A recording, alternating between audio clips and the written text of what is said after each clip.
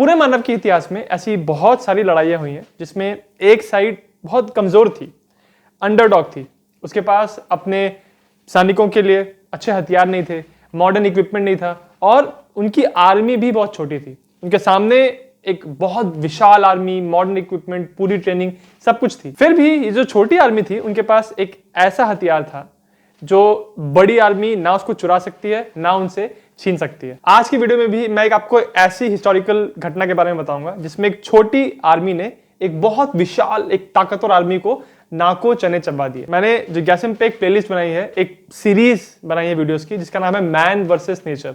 इसमें मैं ऐसे रियल इंसिडेंट्स के बारे में बात करता हूं जिसमें इंसान की लड़ाई दूसरे एनिमी से नहीं बल्कि नेचर के अगेंस्ट, प्रकृति के अगेंस्ट हुई। तो उसी सीरीज का ये भी एक वीडियो है। कहानी शुरू होती है साल 1655 के जमैका से। अगर आप आज का वर्ल्ड का मैप देखें तो आपको जमैका नजर आएगा यूनाइटेड स्टेट्स के नीचे क्यूबा के पास। उस जमाने में ये जो एरिया था ये स्पेनिश अंपायर के अंडर था, बट 1655 में यहाँ पे अंग्रेजों ने इन्वेजन किया और स्पेनिश अंपायर के जो रीजन्स थे, जो जहां पे अच्छा डिफेंस नहीं था, जहां पे उन्होंने इनफ फोर्सेस नहीं रखी थी, उन एरियाज को ब्रिटिश लोगों ने अब कैप्चर कर लिया। एक बार जब जमैका ब्रिटिश लोगों के हाथ में आ गया तो उसके बाद उन्होंने जो उनकी अफ्रीका में कॉलोनीज थी ब्रिटिश लोगों की, वहां पे जो उनके गुलाम थे उनको वो लोग जहाजों में भर भर के जमैका लाने लगे, यहाँ पे उनसे मेहनत करवाने के लिए, उनसे जोर जबरदस्ती से गुलामी करवाने के लिए। जमैका की जो जमीन है वो काफी उपजाऊ है, तो इस जमीन पे इन लोगों के पास बड़े बड़े शुगर केन प्लांटेशंस थे, मतलब बड़े बड़े ऐसे फार्म्स जहां पे वो लोग गन्ना उगाते थे। इन प्लांटेशंस के जो मालिक थे वो अक्सर वाइट लोग ही थे, बट जो काम करते थे यहाँ पे, जो मजदूर थे, वो सारे स्लेव्स थे, सारे गुलाम थे। और कहने की जरूरत नहीं है, स्लेव्स की कंडीशंस बहुत ही खराब थी, उनको खाने के लिए मिलता नहीं था और उनके साथ बहुत ज्यादती की जाती थी। ये जो गुलामों के साथ ज्यादती होती थी, इनके बारे में बहुत सारी कहानियां हैं। तो एक दुखद कहानी मैं बताता हूँ आपको। एक 15 साल की बच्ची थी, ऐसा कहते हैं कि उसने एक प्लेट तोड़ दी खाने की अपने मालिक की, तो उसके मालिक ने उसको बाहर लेके गया और बाहर एक पेड़ था, तो उसके पेड़ के साथ उसने खड़ा किया उस लड़की को और उसके कान में उसने कील गाड़ दी पेड़ के साथ। और ऐसे ही छोटी छोटी चीजों के लिए वो लोग अक्सर गुलामों को मार देते थे और उस समय ये कानूनी भी था, मतलब कानून भी इस चीज को अलाउ करता था। बहुत बुरी कंडीशन थी स्लेव की, तो जो जितने भी स्लेव्स थे सोचते थे कि अगर हम यहां से बच जाएं तो हमारी क्या लाइफ होगी। तो इसी सब के दौरान ये प्लांटेशंस में जो स्लेव्स काम करते थे उनको अफवाह सुनाई पड़ने लगी एक ऐसी ट्राइब की, एक ऐसे ग्रुप की जो इन सब से कहीं दूर रहते हैं और वहां पे सारे स्लेव्स ही रहते हैं, बट वो सब आजाद हैं। तो बात कुछ ये थी कि प्लांटेशंस जनरली बिल्कुल फ्लैट जमीन पे थे, दूर दूर तक आप देखोगे तो वो सारे अंग्रेजों लोगों के कब्जे पे थे, बट एक तरफ समुंदर है, फिर प्लांटेशंस और उसके बाद आता है घना जंगल, और जंगल के बाद थे बड़े बड़े पहाड़। तो अफवाह ये आ रही थी कि इन पहाड़ों पे कुछ ऐसे ही भागे हुए गुलाम हैं जो सेटल हो गए हैं। ये जो पूरा गुलामों का ग्रुप था इनको द मरून्स कहते थे और आज इनको हम जमैकन मरून्स के नाम से जानते। तो जब प्लांटेशंस पे जो मजदूर काम करते थे उनको पता चला कि हाँ ऐसा एक ग्रुप है जो पहाड़ों में कहीं छुपा हुआ है जंगलों में, तो कभी कभी किसी किसी प्लांटेशन से कोई मजदूर भाग के यहां से निकलता था और पहुंचता था सीधे उन ग्रुप के पास। तो धीरे धीरे करके जो अफवाह है वो सामने आने लगी कि एक्चुअली अफवाह नहीं है, एक्चुअली ये ग्रुप रहता है वहां पे और यहां पे कोई पहुंच नहीं पाता। कोई भी अंग्रेज या कोई भी ऐसा इंसान जो इस ग्रुप के लोगों को मारना चाहता है वहां तक पहुंच ही नहीं पाता, क्योंकि ये जो ग्रुप था ये पहाड़ों पे सेटल था और पूरे पहाड़ जो थे वो बहुत ऊंचे ऊंचे थे। आप यकीन मानिए कि मरून्स जहां पे सेटल हो गए थे इनको द ब्लू माउंटेन्स कहते हैं, और हालांकि ये माउंटेन दुनिया के सबसे ऊंचे माउंटेन्स में से एक नहीं है, बट इनकी जो चढ़ाई है ना, ये आप कह सकते हैं कि दुनिया के सबसे स्ट्रेट, सबसे स्टीप माउंटेन्स में से ये ब्लू माउंटेन्स एक। तो अगर किसी को भी वहां पहुंचना है उन पे हमला करने के लिए तो ऑब्वियसली उनको पहले बहुत घने जंगलों से गुजरना पड़ेगा, उसके बाद ये सीधे सीधे पहाड़। इसी वजह से कोई इन तक पहुंच नहीं पाता। इन मरून्स के बारे में लोगों को बहुत ही अनोखी बातें सुनने को मिल रही थी। एक तो ये कि जब इनको दूर से एक दूसरे को आवाज लगानी होती है तो ड्रम्स बजाते हैं लोग, या फिर इनके पास एक स्पेशल टाइप का शंख है, उससे ये लोग आपस में बातें करते हैं दूर दूर से। इसके अलावा ये भी इनकी बात बहुत प्रचलित हो रही थी कि इन्होंने अपना ही एक धर्म बना के रखा था और यहाँ पे जितने भी लोग रहते थे वो सब आजाद थे। तो इसीलिए बहुत नेचुरल सी बात है कि जितने भी गुलाम और मजदूर जो थे, जो प्लांटेशंस में काम करते थे अंग्रेजों के लिए, उनको लगने लगा कि उनको भी यहां से निकल के वहां पे जाना है। फिर अर्ली 1720s में एक औरत थी जो एक प्लांटेशन पे काम करती थी, उसका नाम था नैनी।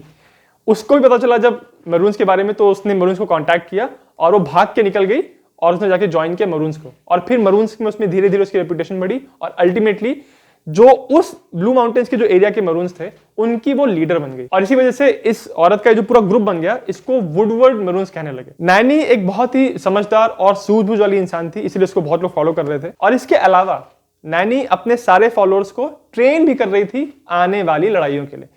मरून्स का एडवांटेज यहां पे ये था कि वो पहाड़ों की ऊंचाई पे थे और वो जंगलों से घिरे हुए थे, तो इसी वजह से किसी भी दुश्मन की आर्मी के लिए आसान नहीं था इन लोगों को अटैक करना। तो शुरुआत में तो नैनी ने अपने ग्रुप को कंसोलिडेट किया, साथ में किया, फिर धीरे धीरे उसने अपने सोल्जर्स को नीचे भेजना शुरू किया प्लांटेशंस पे, और उन पर रेड करना शुरू किया। मतलब अगर आपको खाने पीने का सामान चाहिए, आपको जानवर चाहिए, पशु पक्षी, या फिर आपको हथियार चाहिए, तो इन सब के लिए रेडिंग पार्टीज भेज के इसने प्लांटेशन के ओनर्स को तकलीफ देना शुरू किया। और धीरे धीरे साल दर साल करते करते जो ब्लू माउंटेन्स में वुडवर्ड मरून्स रहते थे उनकी स्ट्रेंथ अच्छी होने लगी।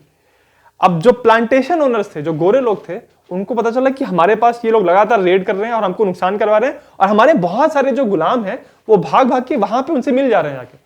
तो फिर जब अथॉरिटीज को टेंशन हुई तो उन्होंने कहा नहीं, अब हमको इसके लिए कुछ करना पड़ेगा। बट उसके पहले नैनी ने डिसाइड कर लिया था कि बहुत हो गया ऐसा रेडिंग करना, अब उसने डायरेक्टली अटैक करना शुरू किया। तो उसकी आर्मीज जो थी वो सारी छुपी हुई थी पहाड़ों में, और वो देखती थी कि हाँ जो भी आर्मीज आ रही हैं गोरों की, वो कहां कहां पे लैंड कर रही हैं बीचेस पे, दूर से उनको सब पता रहता था। और जहां पे वो लोग इकट्ठा हो रही है वो आर्मी, उनके पास जितने भी वो होते थे जंगल, उन जंगलों में छुप के ये जो नैनी के जो सोल्जर्स थे वो उनके ऊपर गन से फायर करते थे। अभी जो नैनी के सोल्जर्स थे इनके पास मस्केट्स थी, मतलब पुराने टाइप की गन थी, बट इन्होंने वो रेड कर करके इन्हीं गोरों लोगों से चुराई थी। उसके अलावा ये जो कपड़े पहनते थे वो नॉर्मल कपड़े तो थे नहीं, ये लोग पत्तों से या फिर डालियों से अपने आप को ढक के रखते थे, इसकी वजह से ये लोग नजर भी नहीं आते थे आसानी से। उसके अलावा अगर इनको पकड़ने के लिए, इनको ढूंढने के लिए ये जो अंग्रेज सेना थी, अगर वो अपने कुत्ते भेजते थे इनके पीछे, तो ये लोग नदियों से तैर तैर के, छोटे छोटे झरनों से निकल जाते थे और गायब हो जाते थे। इसी वजह से जो ब्रिटिश आर्मी आ रही थी वो बिल्कुल कंफ्यूज हो रही थी कि इनको पकड़ा कैसे जाए। दूसरा एक प्रॉब्लम ये था ब्रिटिश आर्मी के लिए कि उनकी जितनी भी आर्मी थी उनके पास बेहतरीन फायर पावर था, उनके पास जो इक्विपमेंट था वो बहुत मॉडर्न था, और उनकी आर्मी बहुत अच्छे से ट्रेंड थी। परंतु ये सारी आर्मी की जो ट्रेनिंग है, जो इक्विपमेंट है, वो यूज करते थे फ्लैट टेरेन पे लड़ाई करने के लिए, यानी जहां आपको पता है कि मैदान बिल्कुल साफ है, बीच में कोई कवर नहीं है, कोई रुकावट नहीं है, आसानी से आप सामने से लड़के किसी को हरा सकते हो। बट अगर आपका दुश्मन बार बार जंगल से हमला कर रहा है, आपको पता नहीं चल रहा है कि हमला कहां से हो रहा है, और वो भाग जा रहा है बार बार, तो आप क्या करोगे? तो इस तरह से नैनी ने अपने सोल्जर्स को गुरिल्ला वॉरफेयर में ट्रेन किया था, और उसके अटैक्स हर बार सक्सेसफुल होते थे। ब्रिटिश आर्मी अब पूरी तरह से हैरान हो रही थी कि कैसे इनको हराया जाए। तो 1730 में उन्होंने कहा कि नहीं, अब हमको जंगलों में ही घुसना पड़ेगा, इनके जितने जो इनकी इंपॉर्टेंट पोस्ट हैं, आउटपोस्ट हैं, उनको हमको कैप्चर करना पड़ेगा। तो 1730 में उन्होंने इनका जो आउटपोस्ट था नैनी का, उसको कैप्चर करने की कोशिश की, नहीं कर पाए। 1731 में वापस कोशिश की, फिर नहीं कर पाए। 1732 में अंग्रेजों की जो आर्मी थी, उन्होंने नैनी के एक आउटपोस्ट को कैप्चर कर लिया। अब यहां पे जो अंग्रेज सोल्जर्स थे वो जानते थे कि उन्होंने इस पोस्ट को तो कैप्चर कर लिया है, बट इस पोस्ट के आसपास घने जंगल हैं, और जंगलों में अभी भी बहुत सारे मरून के सोल्जर्स हैं जो ऊपर से आ रहे हैं। इसी वजह से वो जानते थे कि हम यहाँ पे टिक नहीं सकते। तो उन्होंने 3 दिन के बाद डिसाइड किया कि नहीं भाई छोड़ो, उन्होंने इन आउटपोस्ट को अबैंडन किया और वो वापस उतर के नीचे आने लगे। बट जब वो नीचे उतर रहे थे तो उस रास्ते में उनको जितने भी घर मिल रहे थे या कोई भी ऐसी चीजें मिल रही थी जो मरून लोगों की थी, उन सबको वो लोग जलाते हुए आ रहे थे।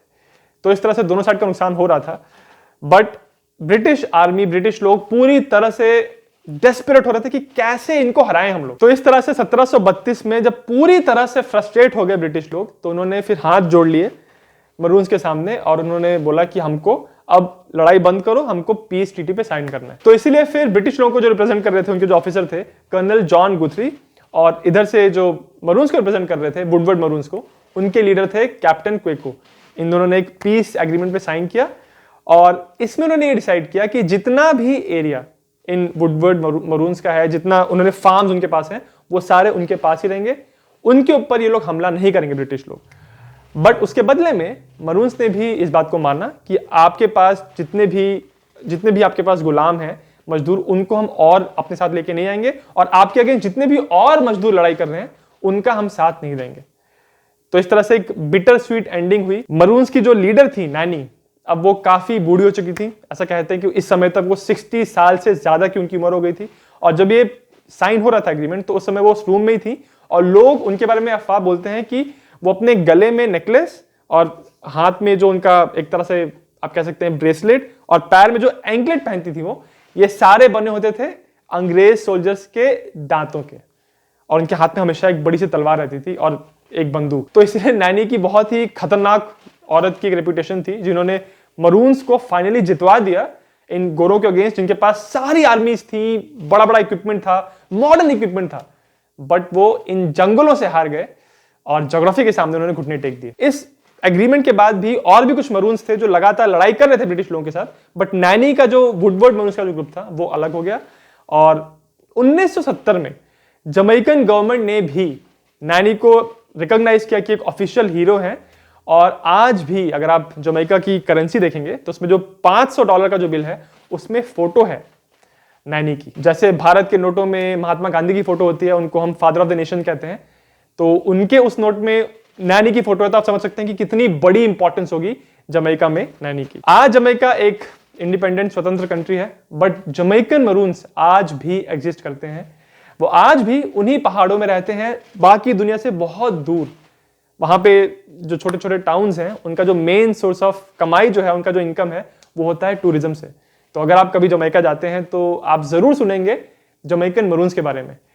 ये भी बहुत इंटरेस्टिंग बात है कि जब कोविड का लॉकडाउन लगा था, पूरी दुनिया में कोविड फैल रहा था, तो एक भी केस रिपोर्ट नहीं हुआ इन मरून्स के एरिया से, क्योंकि ये एरिया इतना आइसोलेटेड है दुनिया से कि वहां तक वायरस पहुंचा ही नहीं, ऐसा भी कहते हैं। तो इस रियल हिस्टोरिकल इवेंट से आप ये देख सकते हैं कि एक छोटी सी आर्मी, जिसके पास कोई खास ट्रेन्ड सोल्जर्स नहीं थे, कोई खास हथियार नहीं थे, उन्होंने इतनी बड़ी well trained professional modern army को कैसे हरा दिया और नाको चने चबा दिए। ये अकेला एक ऐसा इवेंट नहीं है, पूरे मानव के इतिहास में ऐसी बहुत सारी लड़ाइयां हुई हैं जिसमें अंडरडॉग आर्मी ने एक बड़ी आर्मी को हरा दिया। अगर हम इंडिया की बात करें तो मराठाओं ने ये चीज बहुत की है। उन्होंने गुरिल्ला वॉरफेयर को बहुत अच्छे से इस्तेमाल किया अपने दुश्मनों के अगेंस्ट।